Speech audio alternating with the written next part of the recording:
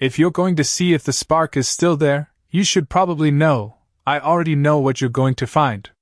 That was the sentence sitting in my throat the night my wife told me she was staying at another man's hotel, and somehow, it never came out. Instead, I just stood there in our kitchen, one hand resting on the granite counter I paid for, watching Olivia twist her wedding ring like it suddenly didn't fit anymore. "It's not what you think," she said, her voice calm, almost rehearsed. "He's in town for a conference. We haven't seen each other in years. I need to know if what we had back then was real, or if I've just been holding on to something that doesn't exist anymore." She said it like she was talking about trying a new restaurant, like this was something casual, something reasonable. Like 7 years of marriage could be paused and evaluated over a weekend in a hotel room across town. I didn't raise my voice. I didn't ask questions. I didn't even move. I just nodded once, slow, controlled, the way you do when you realize the conversation you're having isn't the one that matters. Because the truth is, that wasn't the moment my marriage broke. It was the moment everything finally made sense. Looking back, there were signs. There are always signs. They don't show up as explosions or dramatic confessions. They show up in the quiet details. The way her phone started facing down on the table. The way work dinners stretched later into the night. The way her laughter changed, lighter, but somehow farther away, like it belonged to someone else's life. At the time, I told myself it was stress. People in their 30s do that. We explain things away because the alternative feels too heavy to carry. But standing there in that kitchen, watching her justify spending the night at another man's hotel just to see if the spark was still there, I realized something colder than anger. This wasn't sudden. This wasn't a mistake. This was a decision that had been building for a long time. I walked past her, grabbed my keys from the bowl by the door, and paused just long enough to glance back. She looked relieved. That's what I remember most. Not guilt. Not hesitation. Relief. Like I had just made this easier for her. "I'll be back Sunday," she added, like she was reminding me to take out the trash. I gave her a small smile. The kind that keeps everything intact on the surface. "Take your time," I said. And I meant it. Because what she didn't know, what she couldn't know, was that by the time she packed that overnight bag, by the time she stepped into that hotel lobby chasing a memory she thought she lost, I was already 3 steps ahead. And the version of me she was leaving behind? He'd already started to disappear. The door clicked shut behind her, soft and ordinary, the kind of sound you would never notice unless you knew it meant something was ending, and I stood there for a moment longer than I needed to, staring at the empty space she left behind like it might explain itself if I gave it enough time. But silence does not explain anything, it only confirms what you already know, so I picked up my keys again, set them back down, and walked into my office instead, closing the door with the same quiet control I had used all night, because control matters more than reaction when the truth finally shows its face. And the truth was, I had seen this coming long before she ever said his name out loud. It started months ago, maybe longer, back when her phone began lighting up at odd hours with messages she would read just out of reach, back when she started mentioning college stories that had nothing to do with us. Stories that always seemed to circle back to one person she claimed was just a memory, Ryan Cole, the kind of name that sounds harmless until you realize how often it appears. I remember the first time I saw it clearly, not in a message, not in a call log, but in the way her voice changed when she said it, softer, lighter, like she was stepping into a version of herself that did not include me, and that was the moment something in me stopped assuming and started paying attention, not loudly, not aggressively. Just quietly, the way you watch a storm build on the horizon. You do not panic, you prepare. I began noticing patterns, dates that lined up too cleanly with her late meetings, credit card charges that did not match the story she told, small things on their own, nothing you could confront without sounding paranoid, but together they formed something solid, something undeniable, and once you see that pattern, you cannot unsee it. I did not confront her then, because confrontation is for people who are still hoping to be wrong, and I was already past that point. Instead, I started making my own adjustments, small at first, moving pieces where they needed to be, separating accounts, reviewing documents I had not opened in years, calling someone I trusted more than anyone else, a lawyer who did not ask emotional questions, only practical ones. I told myself it was precaution, something responsible men do when things feel uncertain, but deep down I knew it was something else. It was preparation for a moment exactly like this. A moment where the person you built your life with stands in front of you and calmly explains why she needs to spend the night with someone else to figure out her feelings, and expects you to accept it like it is a reasonable request. I sat down at my desk and opened my laptop, the screen glowing against the dim light of the room, and for a second I just watched the reflection of my own face, steady, composed, almost detached, like I was observing someone else's life instead of my own. And maybe that is what happens when reality finally aligns with what you have been quietly preparing for. There is no shock left, no chaos, just clarity. I clicked into a folder I had created weeks ago, one she did not know existed, organized, precise, every piece of information exactly where it needed to be, messages, timestamps, confirmations, nothing dramatic, nothing exaggerated, just facts, clean and undeniable, the kind that do not need to be argued. And as I scrolled through it, I realized something that felt colder than anything she had said that night. She thought this weekend was about discovering whether a spark still existed, but what she did not understand was that the answer had already been written long before she packed that bag, and while she was chasing a question, I had already secured the outcome. I closed the laptop slowly, leaned back in my chair, and let the silence settle again, because some decisions do not need to be rushed, they only need to be executed at the right time, and for the first time in a long time, I was not reacting to my life. I was controlling what happened next. Saturday morning arrived quieter than I expected, the kind of quiet that feels intentional, like the house itself understands something has shifted and chooses not to interrupt. And I woke up at the same time I always did, 6:30 on the dot. No alarm, no hesitation, just routine carrying me forward like it had for years, except this time the routine felt different. Lighter in a way that did not make sense until I realized what was missing. There was no anticipation of her voice from the kitchen, no half-finished conversation waiting to be picked up, no performance of normal that I needed to maintain, just space, clean and uninterrupted, and for the first time in a long time, I did not rush to fill it. I brewed my coffee, black, the way I always had, and stood by the window watching the street come to life. Neighbors backing out of driveways, sprinklers ticking across lawns, everything moving forward exactly as it should. As if nothing in my life had changed, and maybe that was the point. The world does not pause for personal revelations, it keeps moving, and you either keep up or you get left behind, and I had no intention of being left behind.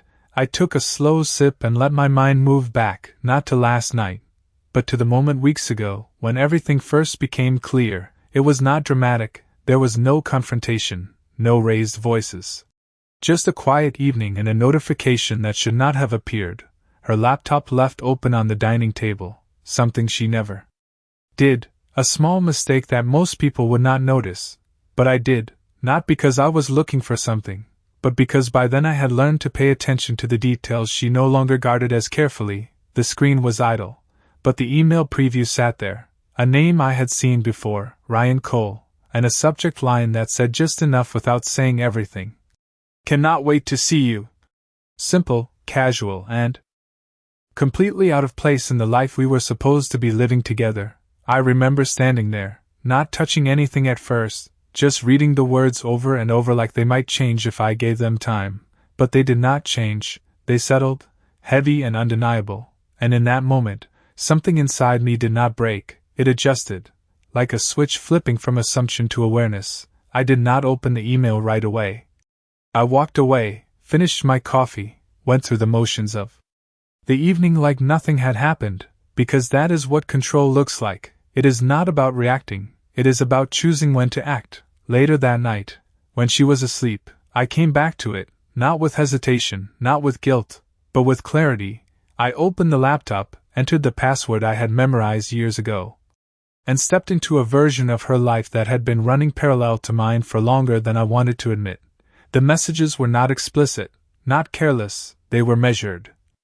Familiar, filled with references to a past that clearly had never stayed in the past, plans that sounded like coincidences until you saw the pattern, conversations that carried an ease you only get when something has been going on long enough to feel normal. And that was the moment I understood.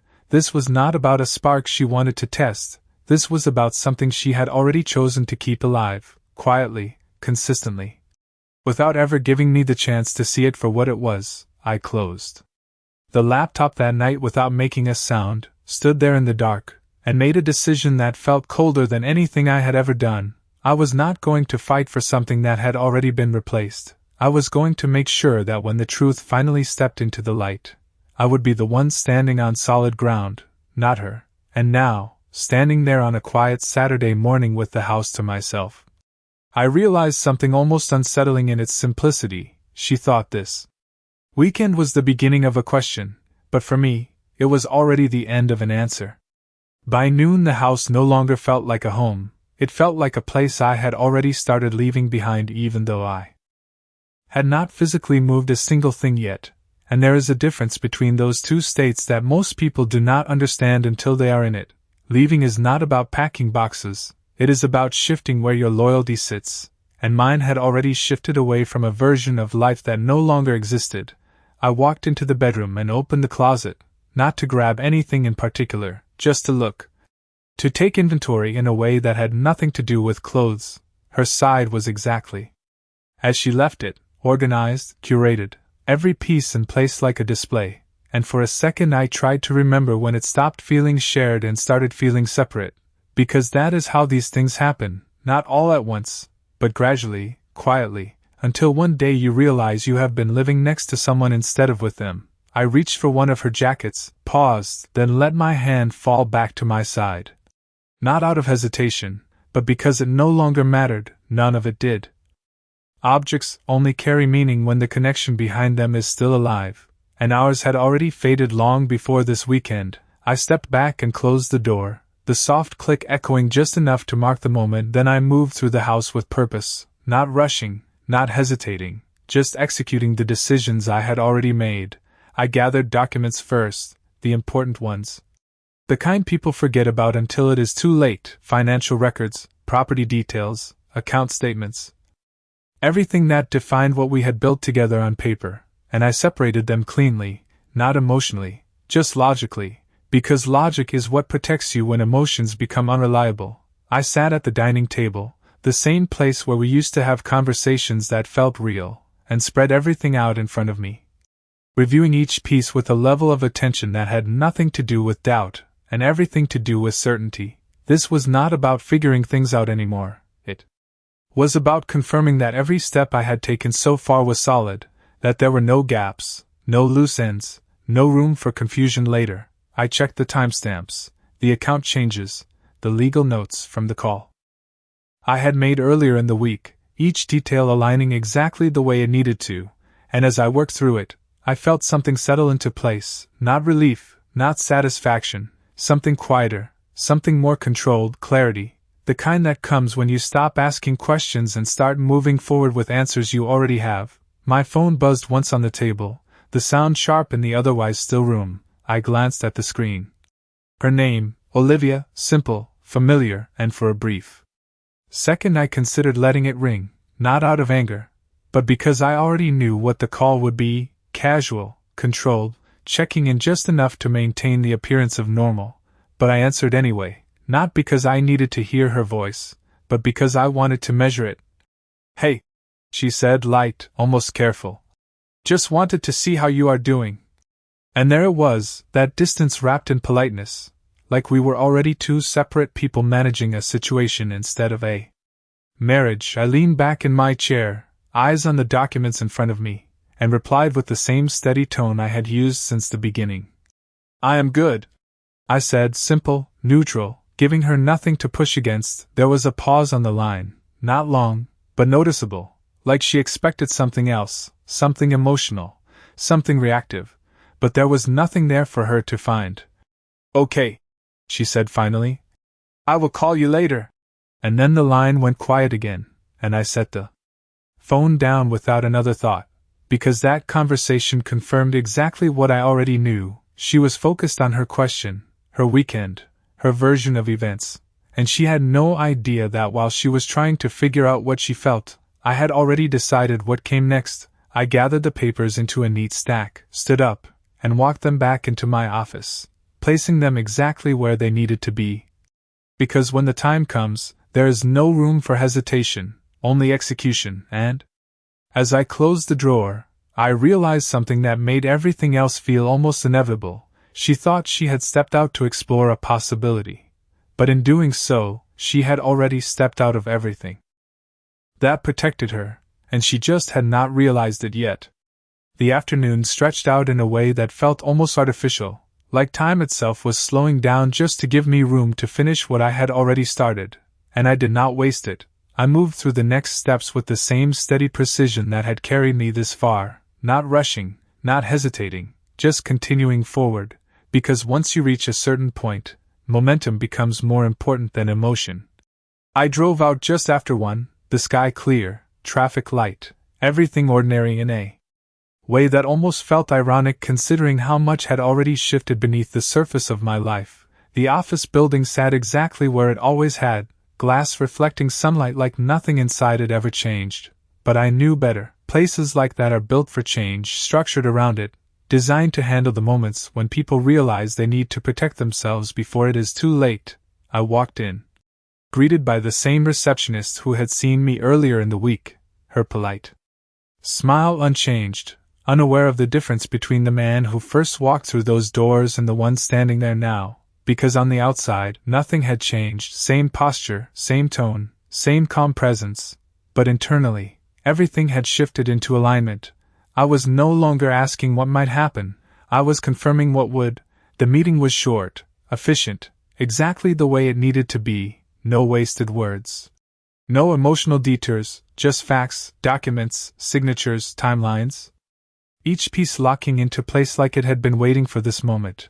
And as I reviewed everything one final time, I felt that same quiet clarity settle in again. This was not reaction, this was execution.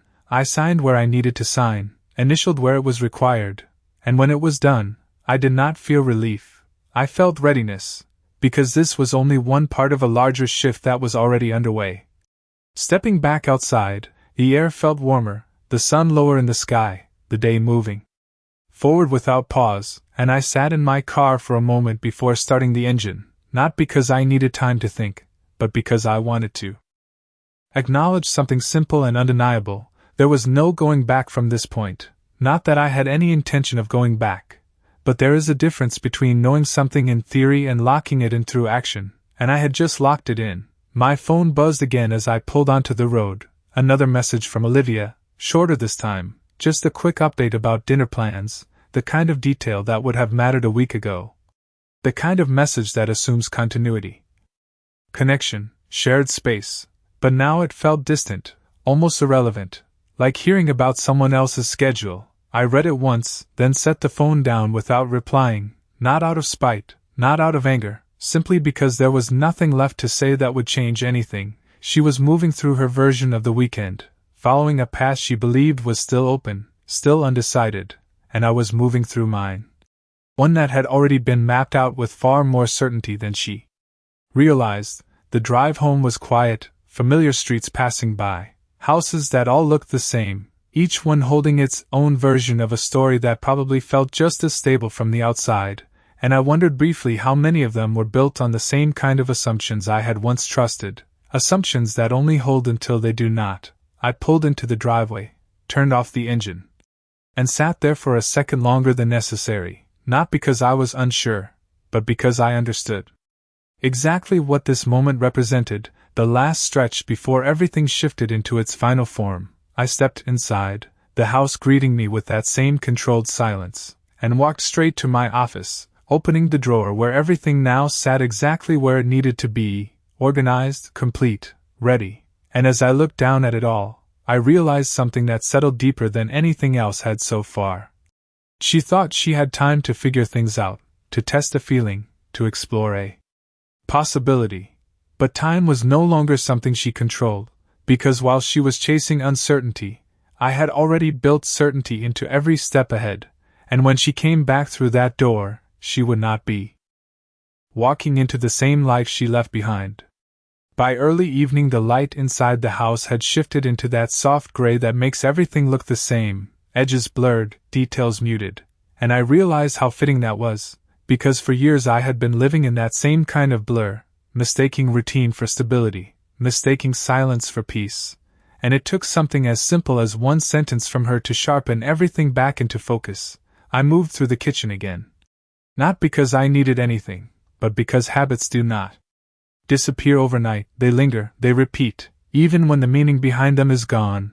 I opened the refrigerator, looked inside without really seeing anything, then closed it again, the quiet click echoing just enough to remind me how empty the space actually was, not physically, but emotionally. And that is when another realization settled in. This house had not changed, not really. It was me who had finally stopped pretending that it still felt like home. I walked back to the living room and sat down, leaning forward with my elbows resting on my knees, eyes fixed on nothing in particular, just letting the stillness sit with me for a moment, because sometimes you need to feel the absence fully before you can move past it. My phone remained silent this time, no updates, no casual check-ins, just a long stretch of nothing from her side, and that silence said more than any message could have.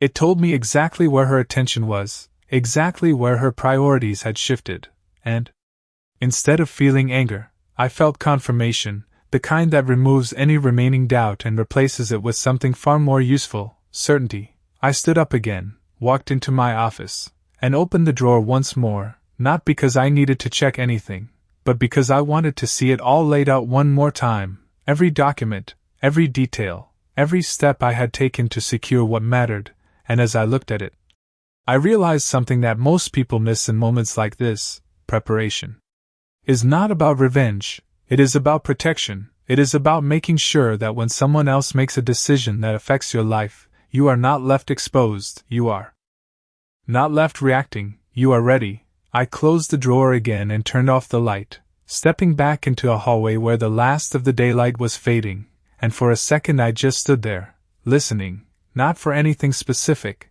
just for the quiet, because in that quiet there was no confusion left, no mixed signals, no questions waiting to be answered. Everything had already aligned exactly the way it needed to. I walked upstairs, paused at the bedroom door, then pushed it open slowly. The room exactly as it had been that morning, untouched, unchanged, and yet completely different, because now I was seeing it without the filter I had carried for years, the filter that told me this was shared, that this was secure, that this was permanent. I stepped inside, moved to my side of the closet, and this time I did take something, a small bag. Nothing dramatic. Just enough to mark the beginning of a shift that had already happened internally. I placed it on the bed, folded a few essentials with the same calm precision I had used all day, not rushing, not hesitating, just moving forward, because that is what this was now, not an emotional reaction, not a dramatic exit, just a transition executed at the right time. I zipped the bag closed and set it by the door, not leaving yet, not needing to, but ready. And as I turned off the light and stepped back into the hallway, I realized something that settled deeper than anything else had so far. She thought she had stepped away for a weekend to figure out what she felt, but in doing that, she had already created the space I needed to move forward without interruption, and by the time she decided what her answer was, my life would no longer be waiting for it. Sunday came slower than I expected, not because time actually changed, but because I was no longer waiting for anything, and when you remove anticipation from a day, it stretches in a different way, quieter, more deliberate, every hour passing without pressure, without the need to check a phone or wonder what someone else is doing. I woke up before sunrise, the sky still dark, the house completely still.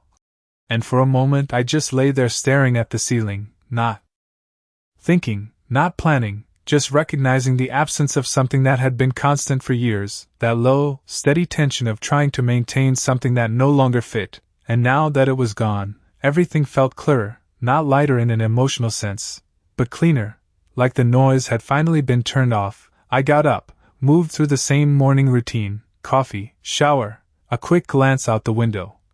But this time there was no background thought about her coming back later that day. No mental preparation for a conversation, no rehearsing what I might say or how I might respond, because there was nothing left to discuss. That part of the story had already been written, and I was no longer a participant in it. I picked up my phone and checked it once. A single message from her sent late the night before, casual, almost detached, saying she would be back in the afternoon.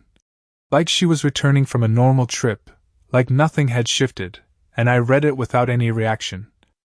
Just processing the information the same way I would read a calendar reminder. Then I set the phone down and did not respond, not because I was ignoring her, but because there was no version of a reply that mattered anymore. I walked into my office and sat down, opening the drawer one last time, reviewing everything with the same steady focus I had maintained all weekend, not searching for mistakes, not second-guessing anything. Just confirming that every piece was exactly where it needed to be. And it was, clean, organized, complete. There was a finality to it now that had not been there before, like closing a chapter that had already ended but had not yet been acknowledged. I closed the drawer slowly and stood up, then walked back into the bedroom, picking up the small bag I had packed the night before, placing it by the front door where it belonged, not as a dramatic statement, not as a signal. Just as a practical step in a process that was already in motion. The hours passed. Quietly after that, no interruptions, no second thoughts, just a steady progression towards something that felt inevitable. And when the sound finally came, the faint pull of a car into the driveway, I did not move right away. I stayed where I was, standing in the hallway, listening, the engine shutting off, the car door closing, footsteps approaching, each sound clear, distinct, almost amplified in the stillness of the house. And then the front door opened, light spilling in briefly before it closed again, her voice calling out, casual, familiar, like nothing had changed. "I am home," she said, and I stepped forward then, not rushed, not tense, just calm, composed, meeting her in the space between what used to be and what was about to become something entirely different. And as I looked at her, I realized something that settled deeper than anything else had so far. She had come back expecting to continue a conversation, but I had already finished it long before she ever left. She stepped inside like she always did, keys in one hand, phone in the other, her expression neutral but carefully balanced, like she had already decided how this moment was supposed to go before she even opened the door. And for a second she did not notice anything different, not the stillness, not the bag by the door, not the fact that I was standing there without moving toward her, without closing the distance the way I used to. She kicked off her shoes, glanced up, and smiled lightly, the kind of smile people use when they are testing the temperature of a room. "Hey," she said, her tone casual, controlled, like the past 48 hours were just another trip, just another normal interruption in a life that was supposed to continue exactly where it left off. And I nodded once, steady, not returning the smile, not rejecting it either, just holding the space between us exactly as it was, unchanged by her attempt to soften it. She looked at me for a second longer than usual then. Something in her expression shifting slightly, not alarm, not yet, just awareness, like she was beginning to realize that something did not line up the way she expected. "Everything okay?" she asked, setting her phone down on the table, her voice still even but carrying that subtle edge of uncertainty that comes when a script no longer fits the scene. I did not answer right away, not because I needed time, but because timing matters. I let the silence sit there for a moment, just long enough for it to register, for her to feel it. Then I stepped forward, slow, deliberate, closing just enough distance to make sure she was paying attention. "Yeah," I said, calm, measured. "Everything is clear now." And that was the first crack, small, almost invisible, but enough. Her brow tightened slightly, her posture shifting as she tried to read what I meant, because clarity was not what she expected to find here. She expected questions, maybe tension, maybe even relief, but not this, not certainty. "What do you mean?" she asked, her voice quieter now, more focused, and I turned slightly, gesturing toward the hallway, not dramatic, just direct. "Come with me," I said, and she hesitated for half a second before following, that hesitation telling me more than anything she could have said out loud. We walked into my office, the same room she had barely stepped into over the past year, and I moved to the desk, opening the drawer without rushing, pulling out the folder and setting it down between us, not pushing it toward her, not forcing anything, just placing it there, letting its presence speak before I did. She looked at it, then back at me, confusion building now, real this time, not controlled, not rehearsed. "Ethan, what is this?" she asked, and I met her eyes steady, unshaken. "It is everything you thought I did not know," I said, simple, direct, no emotion in the delivery, just fact. And for a second she did not move, did not speak, the room holding that moment like it was waiting for her to catch up to it. Then slowly, almost cautiously, she reached for the folder, opening it just enough to see the first page, her eyes scanning, stopping, moving again, the shift in her expression subtle but undeniable, confusion turning into recognition, recognition turning into something heavier. Something she had not prepared for, and I watched her, not with anger, not with satisfaction, just with the same calm clarity that had carried me through the entire weekend. Because this was not about catching her off guard, it was about showing her something simple, something final. While she had been trying to figure out what she felt, I had already figured out what mattered, and as she stood there holding the proof of that in her hands, I realized something that settled everything into place. She thought she was coming home to explain herself, but she had walked into a moment where explanations no longer had any value. She did not speak right away, and that silence told me more than anything she could have said. Her eyes moving across the pages again, slower this time, more deliberate, like she was trying to find a version of reality that still worked in her favor. But there was none left to find. Every detail in that folder was clean, structured, undeniable, not emotional, not exaggerated. Just facts arranged in a way that removed any room for interpretation. And when she finally looked up at me, the confidence she walked in with was gone, replaced by something quieter, something uncertain. "Ethan, this is not what it looks like," she said, her voice softer now, searching, and I shook my head slightly, not dismissing her, just correcting the premise. "No," I replied, calm, steady. "It is exactly what it looks like." And that was the difference between us in that moment. She was still trying to reshape the situation into something manageable, something that could be explained, while I had already accepted it for what it was, complete, finished, without needing to adjust it into something more comfortable. She took a step closer, the folder still in her hands, like holding it might somehow give her control over what it contained. "I was going to tell you," she added, and I almost smiled, not out of amusement, but out of recognition, because that line appears in every version of this story. It is the bridge people try to build when they realize they are already standing on the wrong side of the truth. "You were going to tell me after you figured out what you wanted," I said, finishing the thought for her, not accusing, not raising my voice, just stating it plainly, and she did not deny it, her silence confirming what her words could not fix. I stepped past her then, not aggressively, not avoiding her either, just moving forward, picking up the bag by the door, the one she had not noticed when she walked in, and that was when it fully registered for her, her eyes shifting from the folder to the bag, back to me, the realization settling in piece by piece. "You are leaving?" she asked, and there was something different in her tone now, not authority, not control, something closer to uncertainty, and I met her gaze one last time, steady, grounded.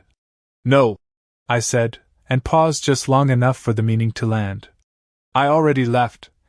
And that was the truth she had not prepared for, not the documents, not the evidence, not even the fact that I knew, but the fact that the decision had already been made without her input, without waiting for her conclusion. She opened her mouth like she was about to say something else, maybe an explanation, maybe a request, but nothing came out, because there was nothing left that could change the outcome. I walked to the door, opened it.